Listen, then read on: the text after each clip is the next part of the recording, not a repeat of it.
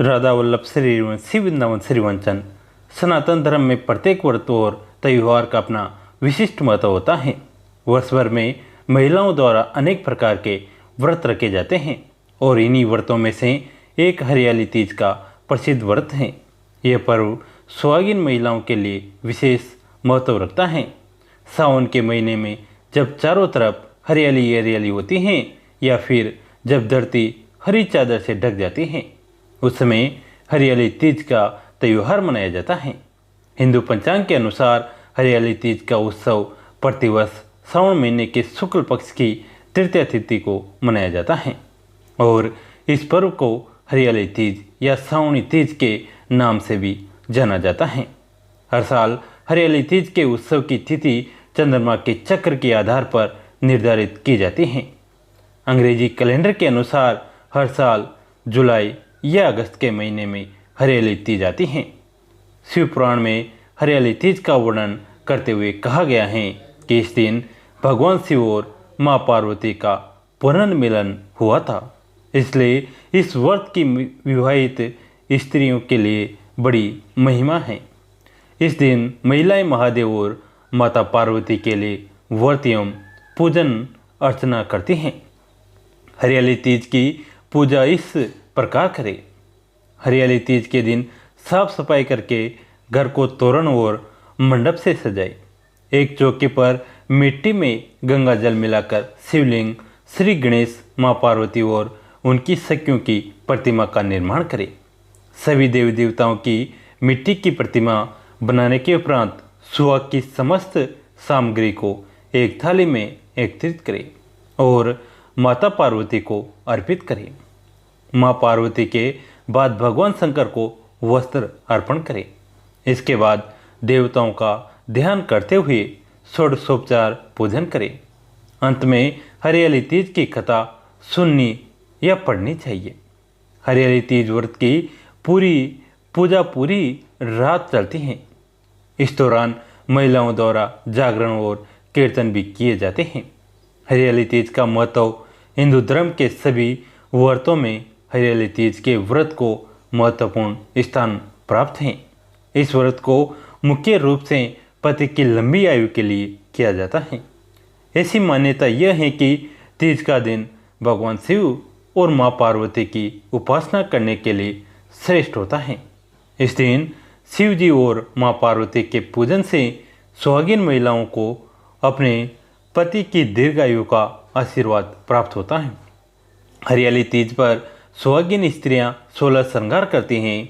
इस दिन महिलाओं को मायके से आने वाले वस्त्र ही धारण करने चाहिए। साथ ही मायके से आई हुई श्रृंगार की वस्तुओं का ही प्रयोग करना चाहिए। ये सब हरियाली तीज की परंपरा है। तीज के त्यौहार को साल में 3 बार मनाया जाता है, जो इस प्रकार हैं: हरियाली तीज, कजरी तीज और हरतालिका तीज। हरियाली तीज का धार्मिक महत्व: हरियाली तीज को भगवान शिव और माता पार्वती के पुनर्मिलन का प्रतीक माना गया है।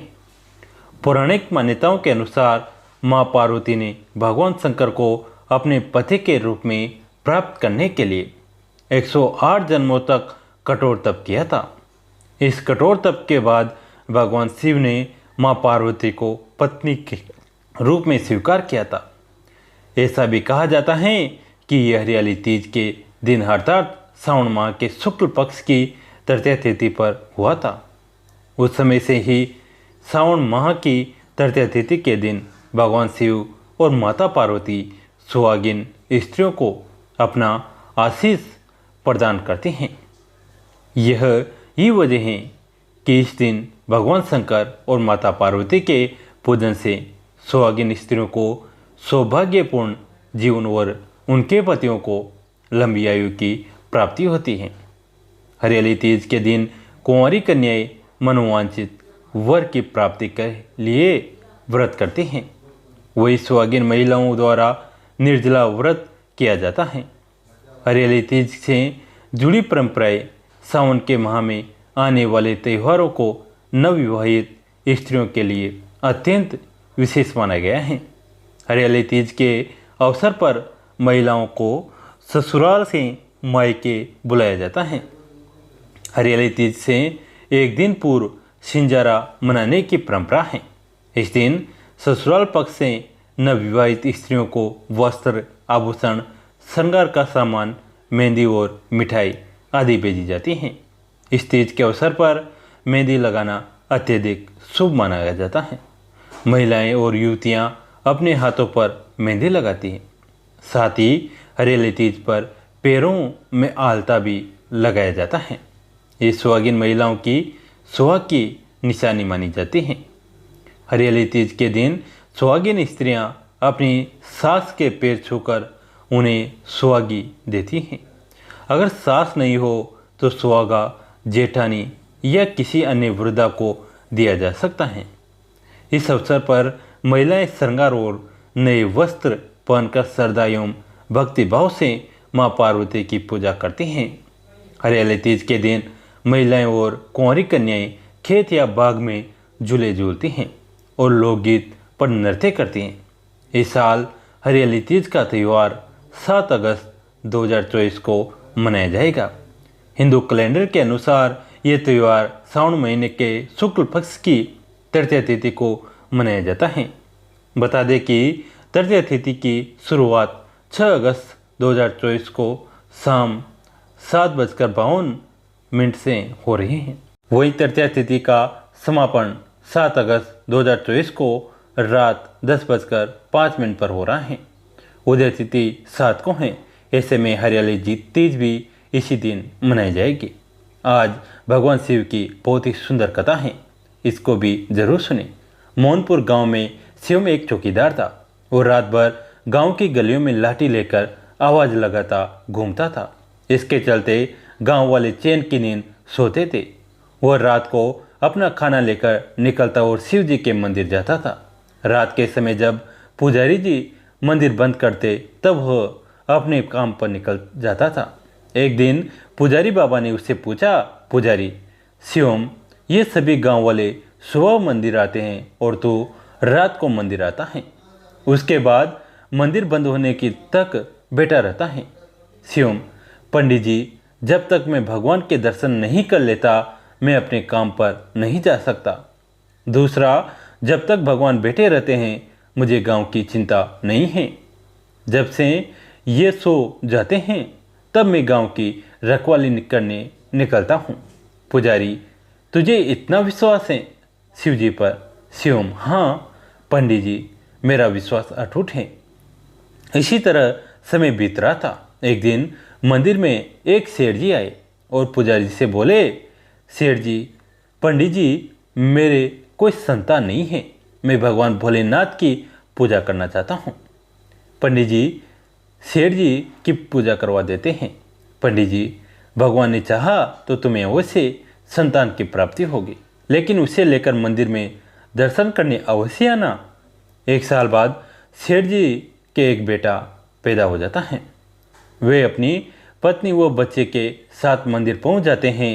सेठ जी, पंडित जी, भोले बाबा ने मेरी पुकार सुन ली। ये सुनकर पंडित जी बहुत खुश होते हैं। उसके बाद सेठ जी कहते हैं, सेठ, पंडित जी, मैं इस शिवलिंग की जगह सोने का शिवलिंग स्थापित करना चाहता हूँ। पंडित जी, ये क्या कह रहे हैं? सेठ जी, ये शिवलिंग बहुत पुराना है, हम इसे हटा नहीं सकते, और अगर आपने सोने का शिवलिंग स्थापित कर दिया तो इस कब्र के फैलते ही शिवलिंग चोरी होने का खतरा बढ़ जाएगा। सेठ जी, लेकिन पंडित जी, मैंने निर्णय कर लिया है, आप कोई उपाय बताइए। पंडित जी, ठीक है, मैं गांव वालों से सलाह करके आपको बताऊंगा। आप 2 दिन बाद आइए। रात को पंडित जी शिवम से बात करते हैं। शिवम, पंडित जी, आप चिंता न करें, भोलेनाथ पूरे संसार की रक्षा करते हैं। क्या आपने शिवलिंग की रक्षा नहीं कर पाएंगे? आप एक काम कीजिए, शेर जी से कहिए इस शिवलिंग को ही सोने से मंडवा दे। इससे ये शिवलिंग सोने का दिखने लगेगा और इसे हटाना भी नहीं पड़ेगा। पंडित जी, लेकिन चोरों की नज़र में तो ये सोने का शिवलिंग होगा, उन्हें थोड़ी पता होगा कि यह पत्थर का है। शिवम, आप उसकी चिंता मत कीजिए, सब भोलेनाथ पर छोड़ दीजिए। पंडित जी अगले दिन सेठ जी को सब बता देते हैं।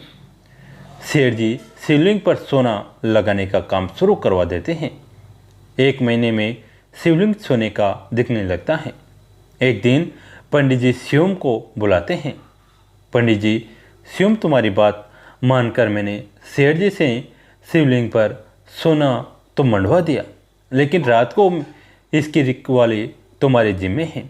शिवम, पंडित जी वैसे तो मेरे रहते पूरे गांव में चोरी नहीं हो सकती, लेकिन फिर भी मैं मंदिर का विशेष ध्यान रखूंगा। एक दिन रात को शिवम मंदिर के पास से गुजर रहा था तो उसने देखा मंदिर के द्वार खुले हैं और एक आदमी शिवलिंग के पास कमल ओढ़ कर बैठा है। शिवम उसके पास पहुंचा। शिवम, तू कौन है और मंदिर का द्वार कैसे खोला? चोर है क्या तू? आदमी, नहीं मैं चोर नहीं हूँ, मैं केवल ये सोना हटाना चाहता हूँ, तुम इस सोने को ले जाओ।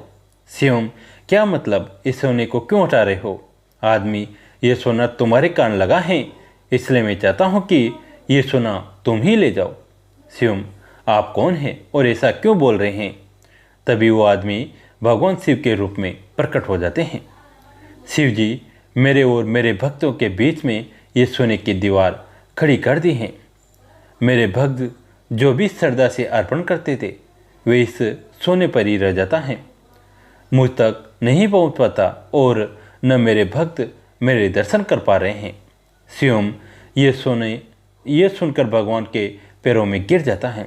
शिवम, प्रभु मुझे माफ़ कर दीजिए, मैं अज्ञानी समझ नहीं पाया, आप तक जल भी नहीं चढ़ पाया, मैं अभी इस सोने को हटा देता हूँ। यह कहकर शिवम उस सोने को हटा देता है। भगवान शिव उसे आशीर्वाद देकर अंतर्ध्यान हो जाते हैं। सुबह जब मंदिर खुलता है तो पंडित जी ये सब देखकर शिवम से पूछते हैं। शिवम उन्हें सारी बात बता देता है। पंडित जी उसी समय सेठ जी को बुलाते हैं। सेठ भगवान, मुझे माफ़ कर दीजिए, मुझसे बहुत बड़ी भूल हो गई, अपनी जिद के कारण मैंने आपकी पूजा में बाधा डाली। उस दिन से मंदिर में पहले की तरह पूजा होने लगी। सेठ जी वो सोना गरीबों में दान कर दिया। कैसी लगी आज की कथा? अगर अच्छी लगी तो इसे अपने दोस्तों के साथ, फैमिली के साथ शेयर करें। कहानी अंत तक सुनने के लिए आप सभी का तहे दिल से धन्यवाद।